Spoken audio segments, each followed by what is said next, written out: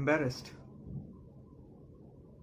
stupidity, ashamed, you can call it anything. 6-1 to Spurs. Spurs didn't get any other team to be beaten up. Spurs were beaten 7-2 by Bayern Munich, 8-2 by Bayern Munich against Barcelona, 5-0 against Bayern for Arsenal, and then 6-1 for United against Spurs, against Jose Mourinho.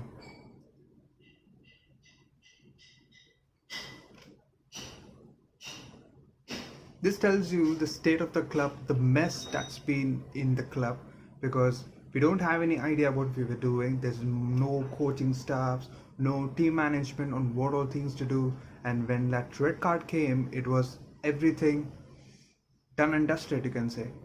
And Maguire has been rumbled, or you say Old Trafford has been rumbled because of him, because he's a captain of the club. Could sense what all mess is going on in this club, because the captain himself is so error prone. Don't take me wrong, I am that guy who was defending Maguire, you can, but today it was shambolic. Whole Man United team was so bad. Wait a minute, I have it in written what I could mean. It's bad. So let's start. Man United were substandard, poor, third class, inadequate, faulty, shoddy, amateurish, dreadful, careless, negligent, awful, terrible, disgraceful, atrocious, deplorable, third rate, miserable, inept, rotten, useless. 2 hours later. Lousy, ropey, abysmal, pitiful, god-awful, dire, poxy, worthless, diabolical, incompetent, duff, egregious, crap, shit. Altogether. So we'll be talking about the incompetencies on this loss, a 6-1 against Spurs, because there's no positives to mention. So we'll be talking about this heaviest defeat that's been equal with the 2011 Manchester City defeat under Sir Alex Ferguson. So why wasting time?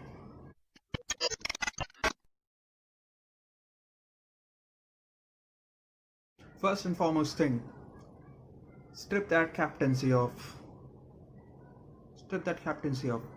Don't take me wrong, because I'm that guy who has been defending Maguire when he was signed, and then I believe that everything would go forward and it would be fine, everything would be chilled down, everything would cool down. But it's been a year, and it's been the second season in charge, Ole in charge, and Maguire has been doing fuck all. Nothing. He's so shit. Please agree that. I always defended him because he has been seen, or he has been bookmarked, like with the price tags we have been brought in. That's also an incompetency, because there's no coaching and there's no director of football.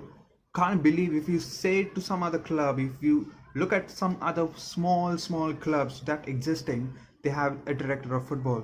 But we, one of the richest football clubs in the world, and we don't have a director of football, doesn't have a good coaching staff, doesn't have a good goalkeeping coach, doesn't have any training facilities, any training, or you say talents or special skill sets. You call them the richest club in the world. You can say that it's been a mess right now and then. Pace is what wins you games, because if you don't have a pace, you have to be a very strong defender, and that's been so rare. I was chatting with my friend and we were talking about Maguire and what are his liabilities and what are his advantages, and he said that pace is not required for you to be a best defender in the league, because he put out an example of Per Mertesacker of Arsenal. He was one of the slowest defenders in history of Arsenal, and still he is one of the best CBs for Arsenal, and maybe in the Premier League when he was playing. So I had to agree with that. He proved his point. But now I feel that no, you have to have that pace in 2020 at least, because some players are going to use their skills and they use their minds and going to get past you, or they will just touch and run and you look like a fool there.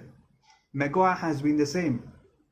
Always wanted another pacey centre back alongside him, because his defensive frailties are covered by that pacey centre back. But this guy is going to be a mess. Look at what the fuck was he doing with Luke Shaw there. Have a look.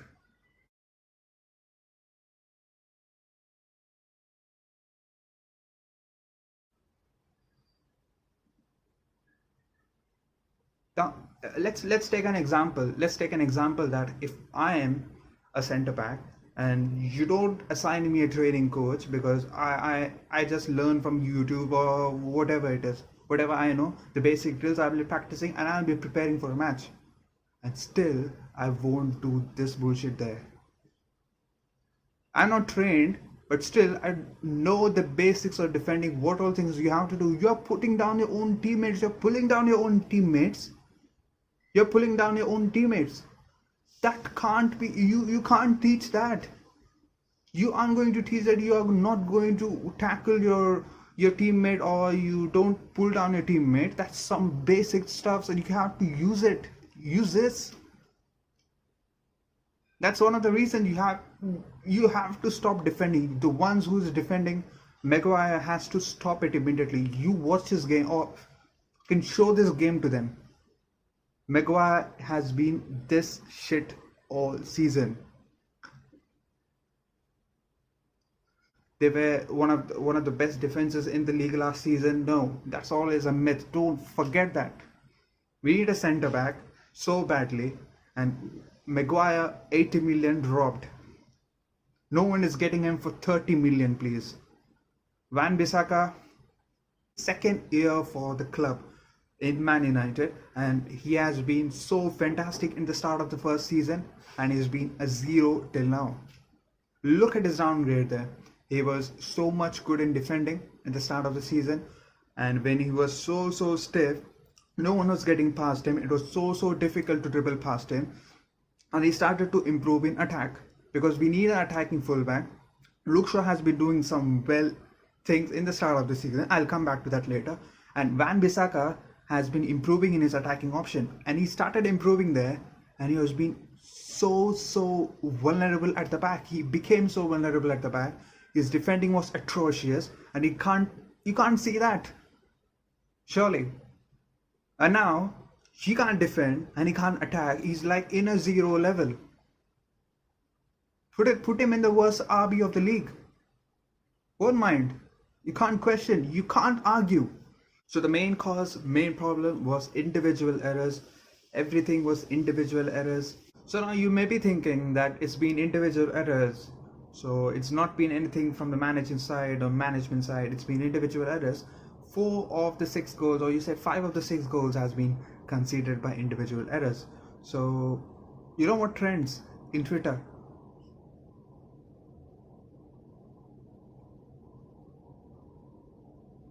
This is a mess.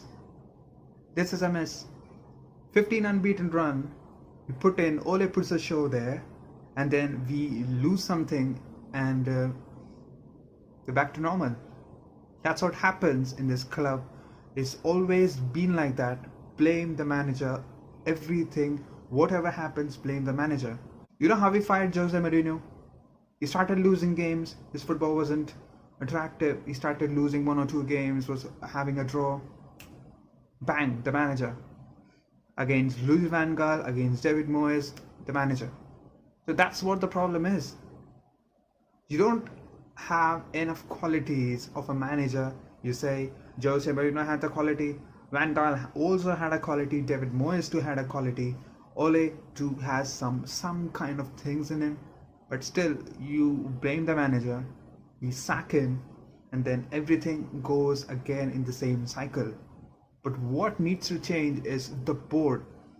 Ed Woodward and Glazers needs to be removed as soon as possible. But how? But how would we do that? How can we do that? Let's take the example of Wan-Bissaka again. Get back to that stage where we signed him, when we were agreed to him, and when he was holding that shirt. Look at that. Imagine that goosebumps we had.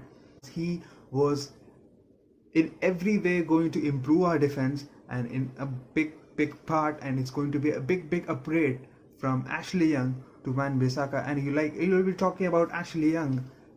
He was a captain before.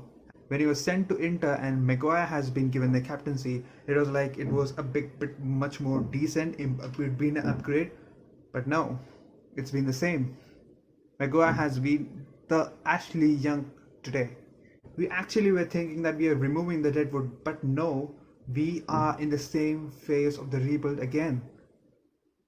Attack wise, it's so big, but it has to be much more clinical too. You see some of those chances that Aubameyang puts, Harry Kane.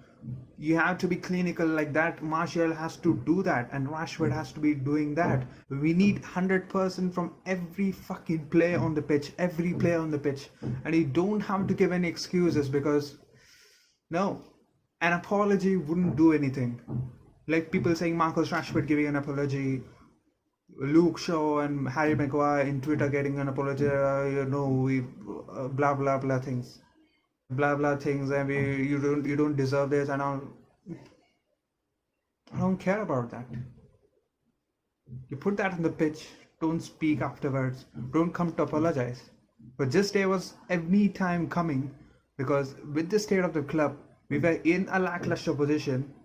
We finished third last season, but still we were struggling, and we started with a disgrace. We lost 3 semi-finals. It looks like an upgrade, but it is a downfall. And we've been a disgrace. We have been so exploited. We have been so exploited, and it was a surprise that it came to us so late. We should have faced this earlier. Barcelona faced it. Tottenham Hotspur faced against Mauricio Pochettino. Arsenal faced earlier. So we are late. Should be glad for that. But when it came collectively, as you can't digest it, it's unacceptable. And put this too into the account because this is the best lineup we could have ever opted. There's no one above this lineup. There's not going to be a big upgrade in our squad that's been already there because Eric Bailly was always going to be someone coming back from injury and could be doing much more better. But so we have been putting those reasons against Sevilla, against Chelsea in the FA Cup semi-finals, and we're telling that we didn't have the proper 11, and then get beaten or get splashed by Spurs 6-1 at home. Glad that the stadiums are empty. No fans are allowed, and they don't deserve this. I'm having goosebumps all over my body for all bad reasons possible hearing them. You can't even imagine when fans were there in the crowd. Disgrace. All fans would be expecting Man United to be challenging for a title, not being complacent, to be consistently in the top 4.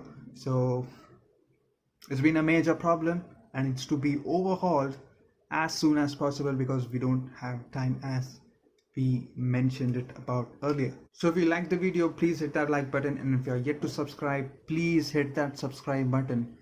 Everything is going to improve. Hope for that. Alex Telles is confirmed, Edinson Cavani, and on the deadline day, if you could pull off some 1 or 2 signings. Hope we don't, because you have Ed Woodward in the back of the transfers doing those business and competency. So you can't expect anything. So let's see everything happens for good. We'll be meeting in the next video. Until then, goodbye.